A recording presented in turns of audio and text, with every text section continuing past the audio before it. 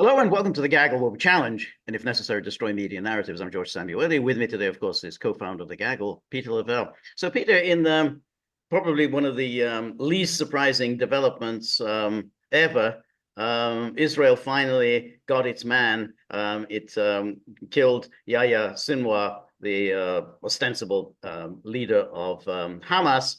Unlike the previous cases with the assassinations of the Hezbollah leaders, this was not a targeted assassination. In fact, it was kind of inadvertent. It came about as a result of a firefight in Rafah, and the Israeli soldiers didn't even know who it was that they had killed.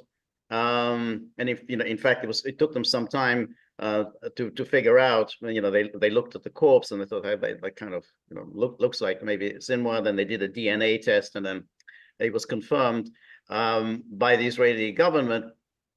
So obviously, I mean, a couple of aspects to this that we can discuss. I mean, first of all, the legacy of Sinwar as a leader of Hamas first, and then of course we'd have to think about where this takes us. We already know that, of course, the Americans are celebrating, and Netanyahu, unlike the Americans, did not say, "Oh, well, this is it. We're bringing this thing to an end." So I just want to show you just a couple of Almost to the point he might have regretted that he was killed in a way. yes, yes. So here is the Netanyahu, who says that this is marks the beginning of the day after Hamas, the one who carried out the worst massacre in the history of our people since the Holocaust, a mass murderer who murdered thousands of Israelis, abducted hundreds of our people, was eliminated today by our heroic soldiers. Today, as we promised we would, we settled accounts with him. Today, evil suffered a heavy blow, but our mission is not yet completed. That's, it makes that clear.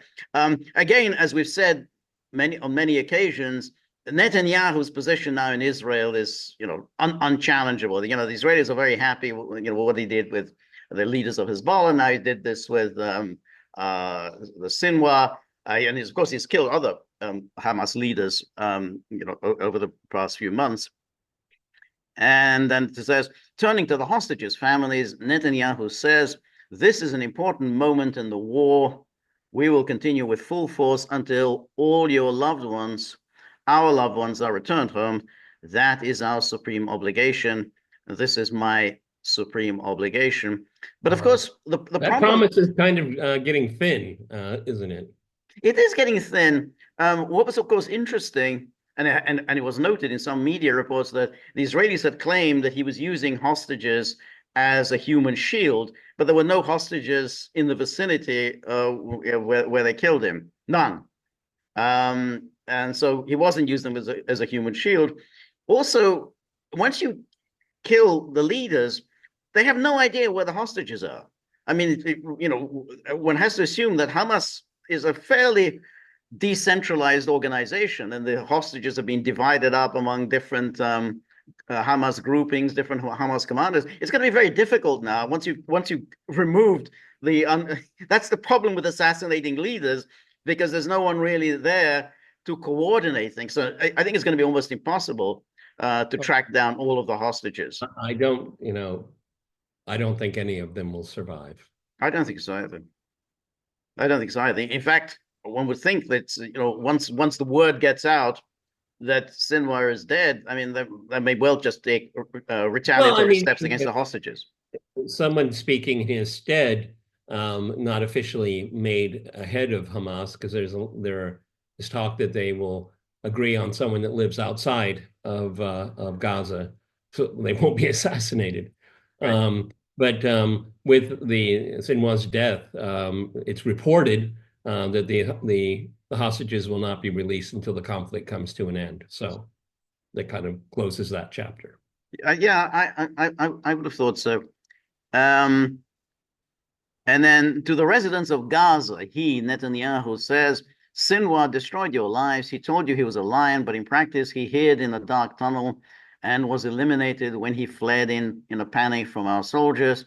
his elimination is an important milestone in the demise of the Hamas axis of evil. Well, he Well, died fighting. I mean, he died fighting. He died. yeah, he He, died fighting. I mean, he didn't die hiding in a tunnel. He died fighting. I mean, a drone that had found him. He was throwing sticks at it. That's right. He's okay. Here we go. High tech Israel, and who's fighting back? A man with a stick, and That's he right. was injured.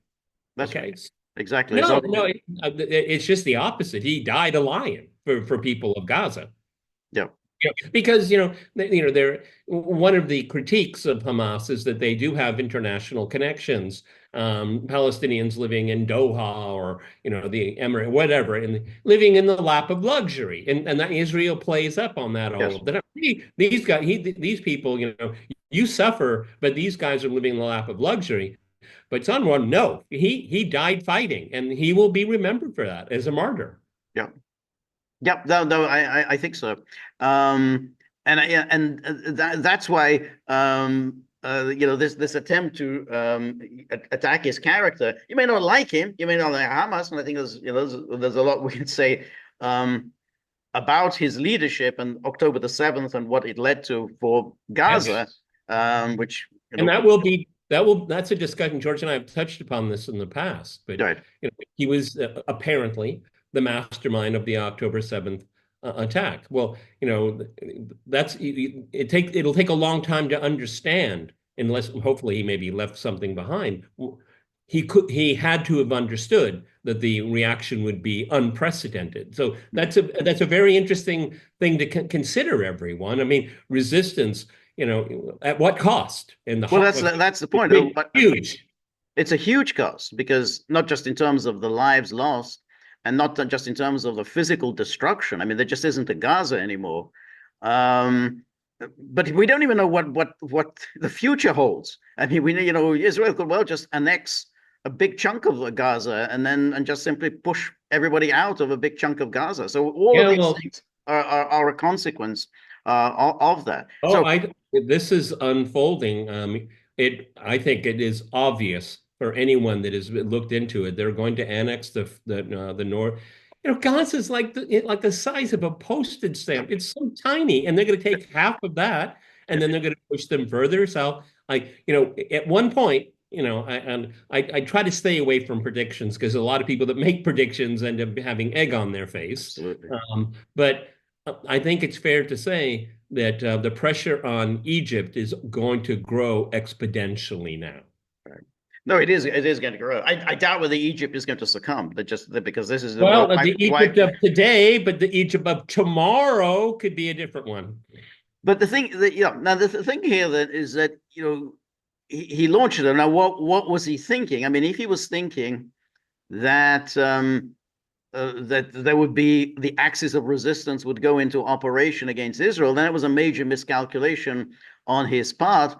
And he should, and I mean, those of us who have followed the Middle East over many years would know it ain't gonna happen. It hasn't happened ever before, and it's not gonna happen now. They're not just gonna go in, and Hezbollah did, but in a very half-hearted sort of way. But everyone else is going to stay out.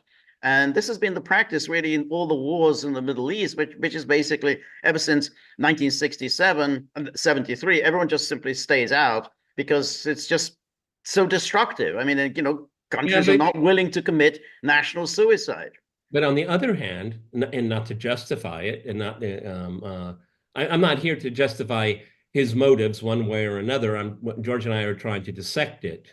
But on the other hand, the whole world is talking about Palestine and Palestinians again.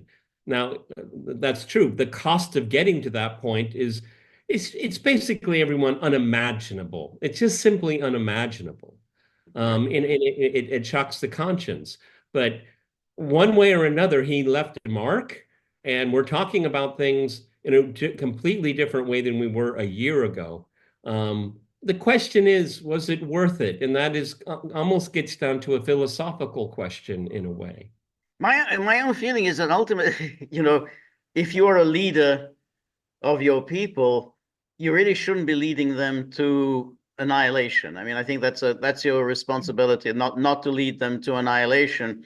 And to be honest, it doesn't seem as if any of we would say Hamas's patrons or Hamas's supporters really thought this was a great idea. It doesn't sound like Iran thought this was such a great idea to launch this October the 7th attack, because they all realize, do you do you have any conception of what Israel is now going to do to you?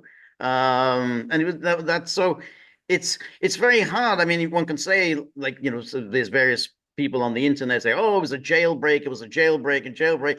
Yeah, but at what cost? I mean, you just think about how many are now dead. How you've destroyed this place. I mean, they destroyed Gaza. So it's not enough just to say, oh, well, it was a jailbreak. Yeah, and now what? And again, you're still facing the same enemy, which is Israel. And Israel, again, you don't really have any mechanism to have any effective counterweight to it. And it's only going to get worse. Yeah.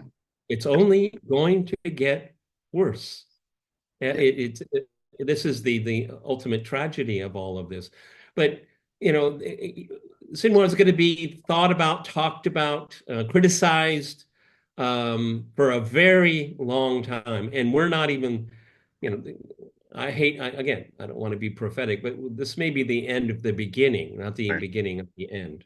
Right. Because I said from the very beginning, George pushed back against me, but they want to get rid of the Palestinians. And they're doing it. They're doing it. That's why I say the pressure, the magnitude of pressure on Egypt is only going to grow. I heard it yesterday. They have 106 or 160 billion dollars in debt to creditors.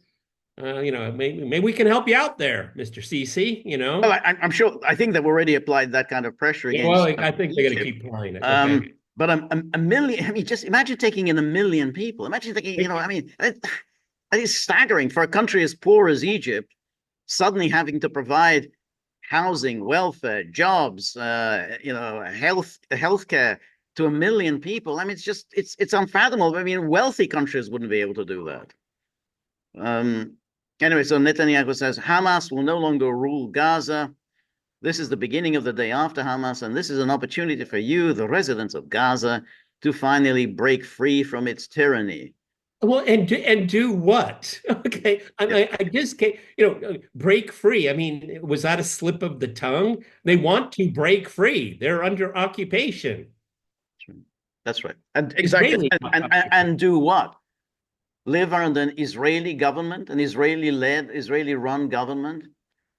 And then to the Hamas terrorists, I say, your leaders are fleeing and they will be eliminated. They're not fleeing. I mean, it's clear he was not fleeing. It's not that he was there. He was there where the fighting was. He was in Rafah where the fighting was. So he's not fleeing.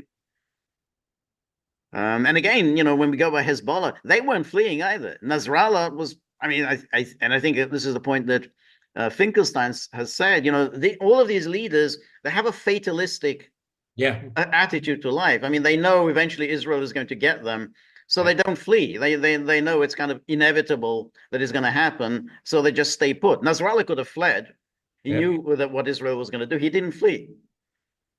And this is the difference here is that Hamas, Hezbollah, you can think whatever you want of them, but they're willing to die for their cause. Okay, and this is what you get. All right, it's absolutely horrific. He says that anyone holding hostages will be allowed to live if they lay down their weapons and release their captives. That's, of course, a lie. They will not be allowed to live if they lay down their weapons and release their captives. They will be killed immediately.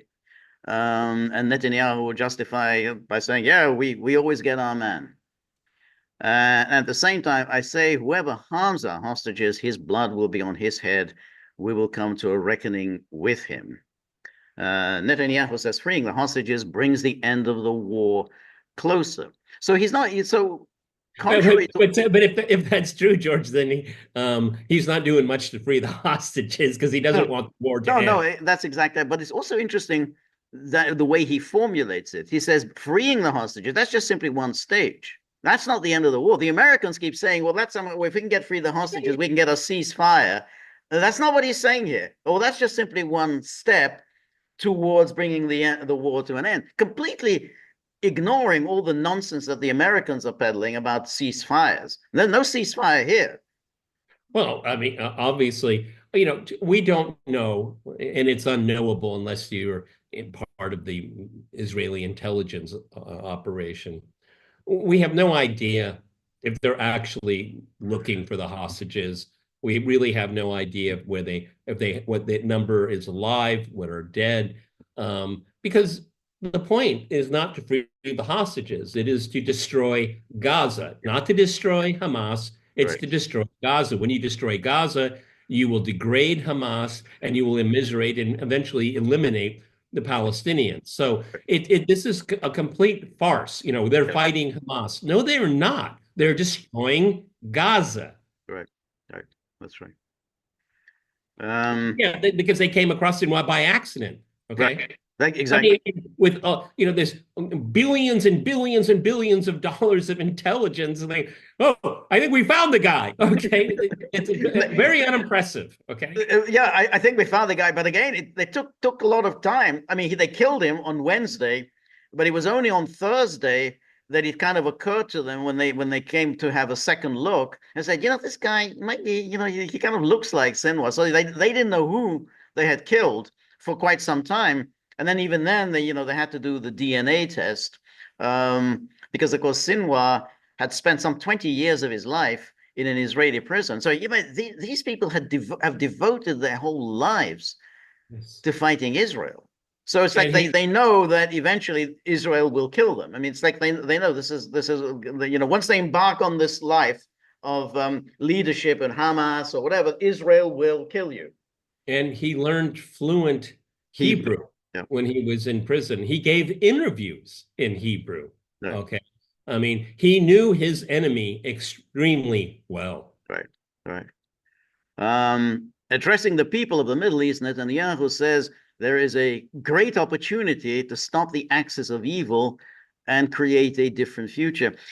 We have to thank George W. Bush and David Frum, two of the worst human beings to emerge on this planet in quite a while, for that expression, the axis of evil. I mean, it's now everyone's just adopted it, the axis of evil, to create a different future. Yeah, but there is a positive. There's a silver lining out of the axis of evil because now we have the axis of resistance. So thank you, George W. Bush. Thank you.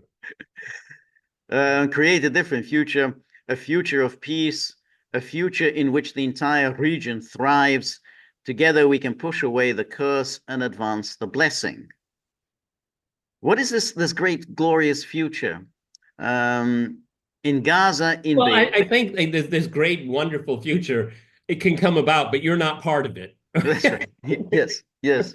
Well, as he showed in that famous map at the UN General Assembly, this is the Middle East, and whoa, where did Palestine go? Didn't you commit yourself in Oslo about the Palestinian state?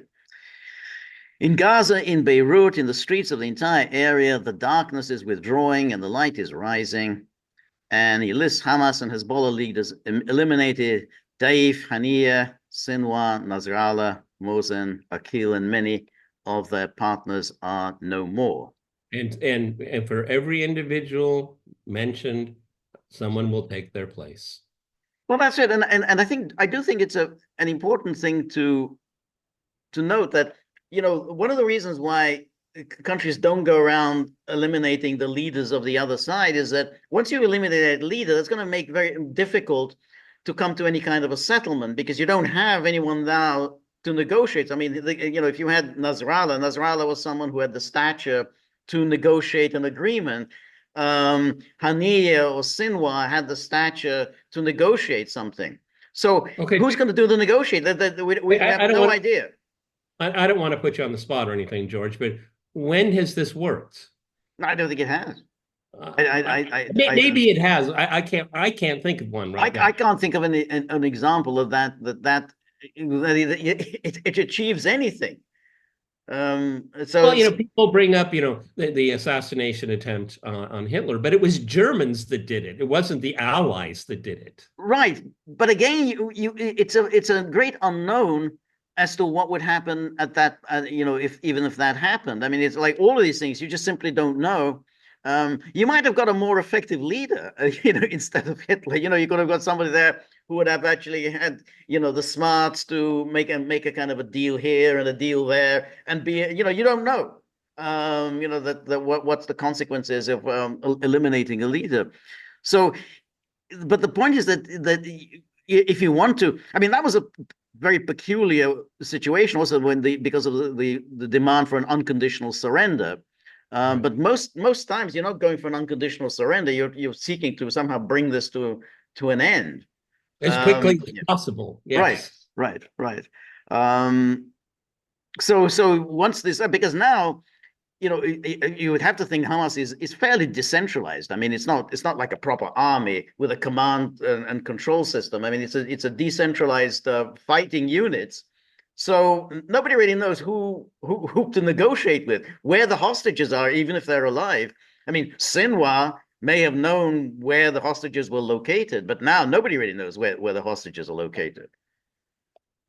Um, and this is a Joe Biden. Oh, great. He I mean, we'll talk in another video. He's in Berlin. He flew to Berlin to Does he know discuss. he's in Berlin, though? That's right. He's gone back. Apparently, the Europeans love Joe Biden. I mean, so I think he goes there because they think, oh, he collected some kind of an award for all his contributions to transatlantic whatever. Yeah. So yeah, I'm sure once he gets home, Jill will say, I'll take that. Thank you I'll very say much. thank you very much. Was there any money attached to it, Joe? She's quite pissed. I mean, she really is. Yeah. Oh, she's probably the most pissed off woman and I was gonna say in America, but maybe the whole world right now. Yeah. I mean, she was planning to be president for 4 years. Yeah, well, I mean, she saw the Brett Baer interview with Kamala Harris. Yeah, Even as the spouse of a president, I was running the country better than this woman will ever be able to do. exactly. Yeah, no, she is really, really.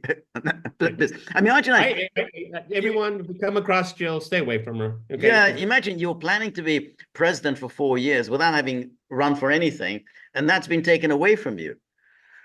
So Biden says, as the leader of the terrorist group Hamas, Sinwar was responsible for the deaths of Israelis, Palestinians, Americans, and citizens from over 30 countries. He masterminded the October 7th massacres, rapes, kidnappings.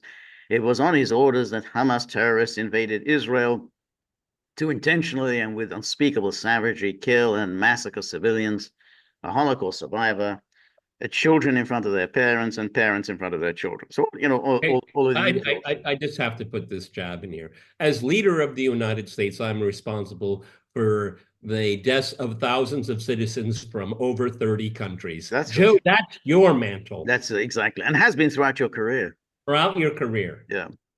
Shortly after the October the 7th massacres, I directed special operations personnel and our intelligence professionals to work side by side with their Israeli counterparts to help locate and track Sinwar and other Hamas leaders hiding in Gaza. Well, that's nice. That's very good. Nice.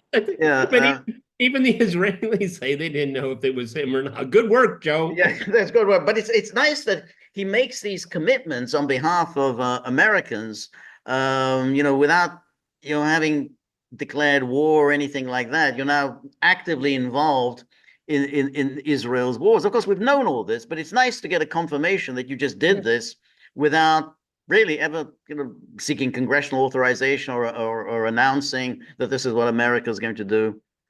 Yeah, Yeah. The rule of law and due process just doesn't enter the minds of these people. That's right. That's right. With our intelligence help, the IDF relentlessly pursued Hamas's leaders, flushing them out of their hiding places and forcing them onto the run. Well, I think the assassination of in Tehran, I think that probably was through American help. That was a very well planned operation. This wasn't, but the killing of Haniyeh was clearly well planned. I'm sure the Americans were. That was always obvious that the Americans were involved Yeah, in well, that. that's somebody, that's someone that's going to mention in bar talk until the end of their lives. Okay, Right. you know who was really behind that? Yeah, Well, yeah, that's right. let me tell you a story. That's right. That's right. and particularly somebody that you were negotiating the ceasefire, been negotiating the ceasefire. He's the person. So um, there has rarely been a military campaign like this, with Hamas leaders living and moving through hundreds of miles of tunnels, organizing multiple stories underground, determined to protect themselves with no care for the civilians suffering above ground. But I think, as again, Finkelstein just dismissed the whole hundreds of miles, thinks it makes no sense. There's hundreds of miles. I mean, it's just, this is one of these wild stories. Everyone always believes this, but it's Oh, and it's nothing also like that. it's subterranean. It's as if this is kind of an evil force that just Right. that, No, that's I right. mean, it creates it's part of this dehumanization. Right. I mean, where the hell are they supposed to be staying at the local Y? Okay, I mean, they've been mowing the grass for how many times? Okay, so yeah, I probably would be hiding out in a tunnel. Okay, I mean, these Right. No, people. I agree. I mean, obviously the thunder is. I just think these wild numbers, like hundreds of miles, are just. This is just simply whoa. To give us these grotesque Well, images. it's a wonder that Gaza hasn't caved in. Okay. Um, and then determined to protect themselves with no care for the civilians suffering above ground. Today, however, proves once again that no terrorists anywhere in the world can escape justice, no matter how long it takes. So With the here's exception Biden of really taking George W. Bush, yeah. So he's with the taking exception of George W. Bush. right, exactly. He's taking a victory lap. So again, this terrible situation that we have in America, this war that you've been fueling, and then you have the nerve to somehow to take a victory lap for this. Oh well, that no terrorists anywhere in the world can escape justice, no matter how long it takes. So you're pretty much identifying America with what Israel. I mean, so somehow like we, Israel and I did this. Thank you, Joe, for being validating and documenting the historical record. Yeah, It will be remembered. It that's will right. be remembered. That's right. And then Israel has had every right to eliminate the leadership and military structure of Hamas. Really? And who gave them that right? Was it, I mean, where did that right come from? Well, I God mean, decreed that you have the right well, to eliminate the leadership and military structure of well, Hamas. using the same logic, Hamas had the right to attack the military leadership of Israel on October 7th. Okay, there is an equivalent. Absolutely, absolutely, absolutely, and it had every right to attempt to assassinate the leadership of Israel. But imagine if they did that. Imagine if Hamas had killed somebody in the Israeli leadership. The hysteria that would prevail in just even in the United States if they killed maybe Netanyahu or one of those Ben Gvir or Gallant or one of these others. I mean, just would go crazy. But if you're going to say, well, you have every right to eliminate, then that's an argument that anybody else is going to say. And the argument that Bin Laden was said, hey, well, of course I attacked the Pentagon. Well, that's a legitimate target. Pentagon is the bane of our lives. I will be speaking soon with Prime Minister Netanyahu and other Israeli leaders to congratulate, to discuss the pathway for bringing the hostages home to their families. It's not up to them. I mean, you've had a year to bring the hostages home, and you haven't done it. The only time And there was, correct me if I'm wrong, it was last November, there was a temporary ceasefire right. and hostages were released. It's possible. It's possible, but conducting this bombing, that isn't bringing any hostages. You haven't brought any hostages back other than through that exchange. Well, and they what was it? Four. Oh, so there was someone who escaped. Yeah, there was a couple of couple of people. Yeah. And for ending this war once and for all, which has caused so much devastation to innocent people. I think Netanyahu has different. That's right, ending this war once and for all. Clearly, as we read out from Netanyahu, he has no intention of ending this war once and for all. He said that. So Biden is lying, deliberately lying, misleading the American people, and pretending that somehow we're really close. We're really close. I may be wrong about this, and this is a bit of a reach, but Biden would really like some kind of resolution before he leaves, because he will be forever known as Genocide Joe. Okay. Yes. I think so. I think he's going I to. mean, that's his legacy is this war Yeah, and Ukraine. That's his Ukraine. legacy. That's going to be his legacy. No question. That's going to be his legacy. Um, and then there is now the opportunity for a day after in Gaza. So he echoes Netanyahu's mindless nonsense. Without Hamas in power and for a political settlement that provides a better future for Israelis and Palestinians alike. Well, who is going to be in power? I mean, what's the plan here? Who's? I mean, you keep saying, well, the Hamas is not in power. Who will be in power? um, because no one else. Then Egypt, Qatar, Saudi Arabia, and the Palestinian Authority. They're not going to go in and try to run Gaza. I mean, they're not suicidal. So who is going to be in power in Gaza? Yahya Sinwar was an insurmountable obstacle to achieving all these goals. The obstacle no longer exists, but much work remains before us. Oh, wow. There's like a happy end just around the It's corner. a happy ending, exactly. Just around the corner. Yeah. And then we have Biden wasn't content with just saying that. He had to say a little bit more when he arrived in Germany because to collect his award. And he says, you can see right away at the moment he's speaking without, or he's not just issuing statements, but he's saying, he's already, bumbling his words. I called Bibi Netanyahu to congratulate him on getting Sinwar. He has a lot of blood on his hands, American blood, Israeli blood, and others. And I told him that we were really pleased with his actions, and further that now is the time to move towards a ceasefire in Gaza, and make sure that we move in a direction that we're going to be in a position to make things better for the whole world. I That's think that Kamala Harris is rubbing off on him. yeah, I was thinking that it does sound like it's time for this war to end and bring these hostages home. Listen, this mantra of these hostages.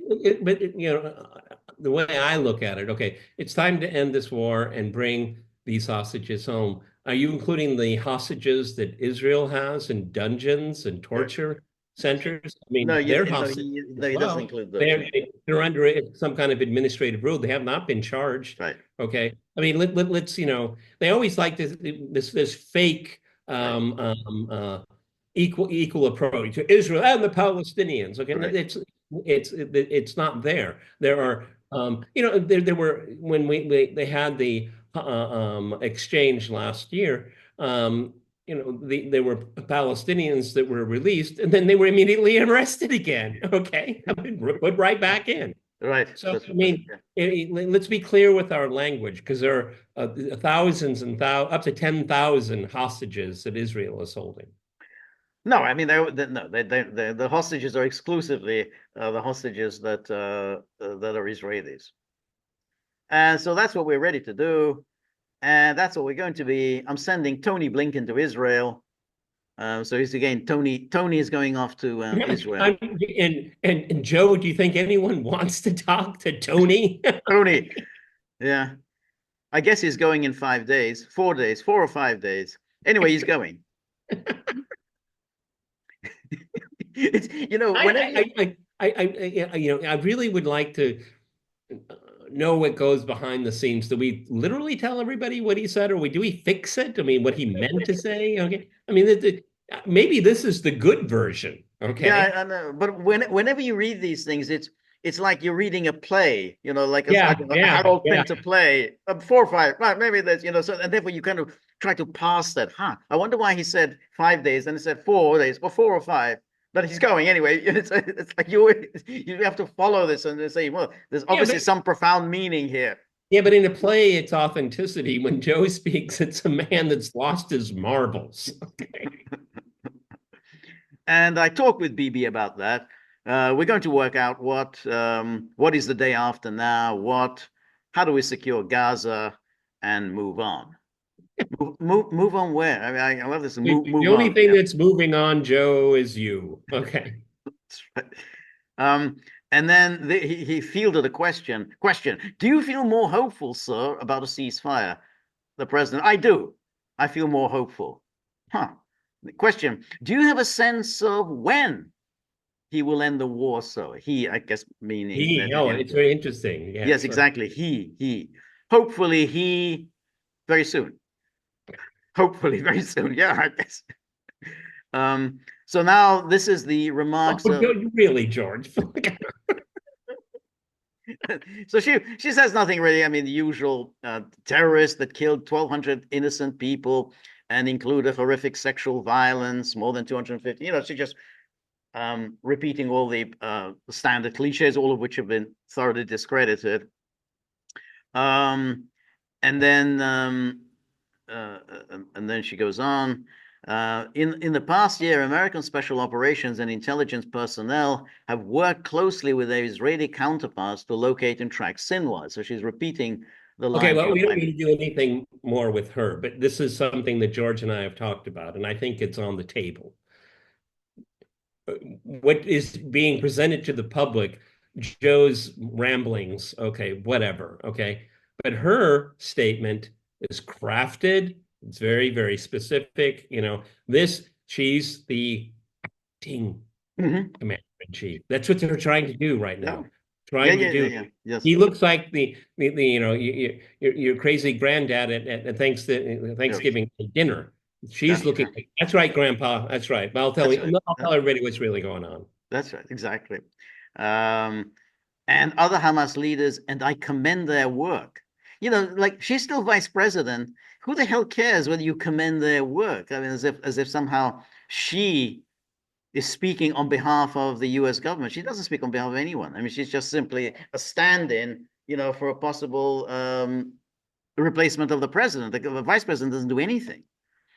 And I will say to any terrorist who kills Americans, threatens the American people, or threatens our troops or our interests, know this: we will always bring you to justice. Notice again, she's somehow speaking on behalf of the U.S. government. Israel has a right to defend itself. Wow. Nobody else has ever said that. And the threat Hamas poses to Israel must be eliminated. Now, Does any other country have the right to defend itself? no, I only hear it in terms it's of one country. that's I right. never hear it. It's the right to defend, and then it has a right to exist. Israel has a right to exist. It's like, you never say this about any other country. I mean, does Well, I mean, Romania have a right to exist, or what Bulgaria have country, a right to exist? George, what country has the right to I exist? don't think any country has a right to exist. Well, a right to defend itself. What's that? So apparently, but what they mean by that, Israel has a right to do whatever it wants, no matter how horrific, how devastating, or destructive, in its defense. So whatever it does, oh well, it has a right to defend itself. So tough luck, buddy. If you were the wrong end of that gun. And then today there is clear progress towards this goal. Hamas is decimated and its leadership is eliminated. This moment gives us an opportunity to finally end the war in Gaza. No, it doesn't. I mean, guys, Netanyahu has not said that. I mean, you're Well, I saying mean, Joe let it slip. yeah, Yeah, Netanyahu has nothing to do with we. that's right. Okay. Or us in this That's right. case. And it must end such that Israel is secure. Well, of course, that's the only thing that matters. The hostages are released, and the suffering in Gaza ends, and the Palestinian people can realize their right to dignity, security, freedom, and self-determination. Now, she puts that in, this business of the Palestinian people, so that it enables all those people at the New York Times to say, oh, she's clearly sympathetic to the cause of the Palestinians, more Yeah. so than Joe Biden. She has real sympathy for Well, but I think the it's plight of the happening. Palestinians. They're printing up this little speech. They're bringing it up on little cards like this, and they're going to airdrop it all over Michigan. That's right, exactly. Their dignity, security, That's the freedom, and only reason self-determination. why she's saying it. Of course it is. Of course it is. Politicking. That's right. Exactly. And it is time for the day after to begin without Hamas in power. So, and then Annalena Baerbock, we haven't heard from Yay! We her. haven't heard from her for a She while. says, Yahya Sinwar was a brutal murderer and terrorist was bent on eradicating Israel and its people. Now, I always thought when they say they're bent on eradicating, how the hell are you going to eradicate Israel? There's no way you can do it. Israel, on the other hand, has the means by which to eradicate the Palestinian people. Israel can do it, Hamas cannot do it. Bent on eradicating Israel and its people, as mastermind behind the October the 7th terror attacks, he brought death to thousands of people and immeasurable suffering across an entire region. George, your German accent has upset the dogs. Well, yeah, but you have these dachshunds, they're kind of German dogs, they don't like No, the Chihuahuas are very sensitive to a German accent, I noticed. Okay. Hamas must now immediately release all hostages and lay down its weapons. The suffering of the people in Gaza must finally end. That's even more forthright than what even the Americans haven't said they must lay down its weapons. Hamas must lay down its weapons. This is essentially a total repetition of the line from Tel Aviv. This is exactly the way Netanyahu says. So this is Annalena Baerbock, who speaks like this. Well, she's not known for her originality. Okay. No, she was not known for her originality. So that's that. That was the response. Now, what happens now? Obviously, we have no real idea. I think it's clear. Netanyahu feels he has the wind in his sails. He's not going to just simply abandon it because he killed Sinwar, as he said himself. That's just one step along the road. For Netanyahu, this is a gift that keeps on giving. It's a gift that keeps on giving, and he's going to control the narrative days before the election when there'll be the strike on Iran. He's made it telegraphed. That's exactly that's still yet to happen. I mean, the strike on Iran. I mean, he's not going to let that one go. Oh no! They're going to say, yeah, let's forget about that. So anyway, we got some more neighborhoods in Beirut to destroy. Okay. Exactly. I mean, I read somewhere that today that they may be negotiating something. The United States is negotiating with Iran, saying that maybe if Israel won't attack you, if in return you tell Hezbollah to knock it off and accept Israel's either buffer zone in Lebanon, and if you persuade Hamas to lay down its arms, then Israel, out of the goodness of its heart, won't attack you. Wait, you get Lebanon to allow Israel to annex half of Lebanon. That's right. Yeah, and that's the starters. That's starters. That's right. I don't think Iran's going to buy into that, to be honest. I don't think that's a deal that Iran's going to accept. Oh, yeah, of course. Oh, no, I mean, to accept, to follow through, and it's, yeah. Okay, Gaza has been destroyed. Hamas is no threat to Israel at all, okay? May never, ever be again. Hezbollah is beginning to flex its muscles, and so what the Israelis are, and it'll probably be telegraphed through the Americans, is that, okay, so Hamas is down, we have Hezbollah on the run, now we can focus all our attention on Iran. Nobody in Tehran is going to buy this. No, I think so. Yeah, I agree. I agree. I think that's exactly the thinking in Israel. And again, Netanyahu now commands the scene. And because he's also said, hey, everyone told me, including the Americans, not to go into Rafah. Well, if we hadn't gone into Rafah, we wouldn't have been able to kill Sinwar. Hey, who was right? You or me? That's he's already said that. So absolutely. Now, if the Americans tell him, hey, look, can you please don't go very easy.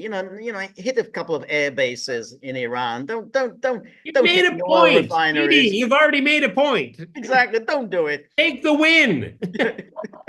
yeah, all right. Yeah, that's right.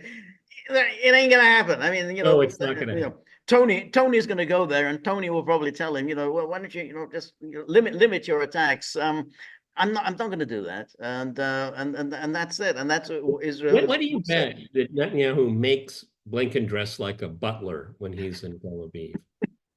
Come put on that butler outfit. I like, okay, and bring me a scotch, okay? Yeah. Good stuff. The top shelf stuff, okay. Yeah. That's him. He's kind of like that. He's like a butler. Okay. Yes. That's right. It is quite an extraordinary situation whereby, you have this very small country completely dependent on a very big country, and it's the very big country that acts as a complete supplicant. Tony goes there and begs Israel not to do something, but then Israel says, "Nah, we're going to do it." And then Yeah, Tony comes Tony, back. take off the shoes, go barefoot. This is a good carpet, okay? It's a good Persian carpet, okay? Take the shoes off. That's right. Sorry, take a shoe off. And by the way, can you give me a shine while you're here? No, that's fair. So I'm sorry that the hatred I have of this person is just endless. I should stop it here, okay? right. I think Yes. everybody's got the point. Yes. No, no question. So, we'll have to see what happens in the near future. I think we all agree that this war, that Israel will continue.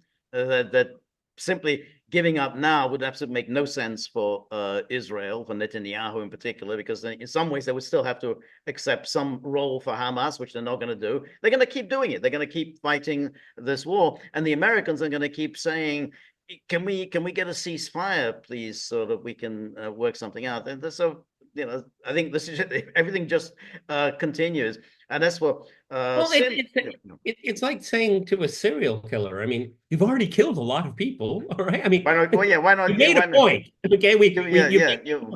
Why not give up? Exactly. Hey, but no, that's not how a serial killer thinks, okay? Always on the hunt. Okay, so Yep. I mean, Sinwal's death is only encouraging them, saying, we're waiting, we're on a roll." That's right, we're on a roll. That's right. Hey, two weeks ago, we're done. That's right. It was 2 weeks ago. It was Nasrallah. Now we got Sinwar, and now Bibi has already said he's going after Sinwar's brother, Mohammed Sinwar. So he's next on the target list. There's always going to be somebody. And then there's going to be a cousin, and there's going to be the grandchild of the second cousin, and it will go on. Okay. Yeah, no, that's right. That means the destruction of the Palestinian people. That's what it means. That's right. And the strange thing is that we all kind of remember, people of an older generation. Israel used to say the same thing about Yasser Arafat. If only we can get rid of Arafat, our Palestinian problem will just disappear. It's all Arafat. But that's a Western narrative. You hear that all the time. We just get rid of Putin, okay, and then Russia will become this neoliberal Western democracy, okay. Get rid of Assad, okay, and then the Syria will be free. Libya, get rid of Gaddafi. It goes on and on and on. No. This is part of a Western narrative of always personalizing it, okay. As we've said many times before, and George and I are not original in saying this, but they're always looking for Hitler. That's right. That's exactly. So that's why I think the celebrations are going to be quite short-lived. Media kind of bestowing all their congratulations on Netanyahu and Israel, but then they're going to find, hey, nothing has changed. I mean, it's like the war continues. Of course, nothing will change. I mean, it's just, that's not really the way the Palestinians operate. It's not the way Hamas operates. It's not dependent on this one person, Sinwar. And it was obvious even from the way Sinwar was just there. It wasn't like he's in a somehow command center, poring over maps with his generals around him. He's just there, with a couple of his entourage. Yeah, so, I didn't notice the Gucci watch. Did you? Okay. No. Right. No, I mean, as they try to smear his legacy, he died a lion. He died fighting, and that's the only thing that's going to be remembered about him in West Asia or the Greater Middle East, whatever term you like. He will go down in history as a fighter. Yep. To the end. Yeah, no question.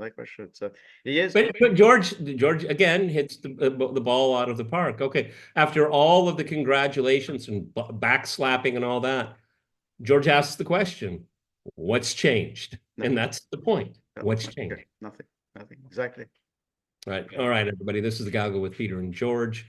This is Friday all day, as my father would say. We're on Locals, so please go to thegaggle.locals.com. They all know the ending here. This is Friday. We're going to do another video for a wrap, and then you'll see us again on Sunday. mark your calendar, put that post it on your refrigerator. Live stream That's Monday, it. Monday. 10 o'clock Eastern time.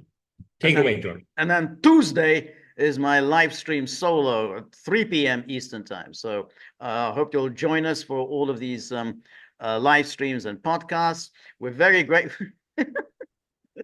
We're very grateful for all of your help, friendship, and support. The more the more you're able to donate, the more of these videos we can make, the more we can improve on the technology. And the more we can, deal with this buddy problem, who's clearly making his presence felt, because something needs to change with that tip jar, and he feels maybe making this kind of appearance will do the job. Let's hope so. So remember, if you like the gaggle, please like, share, and subscribe. See you soon. Bye-bye.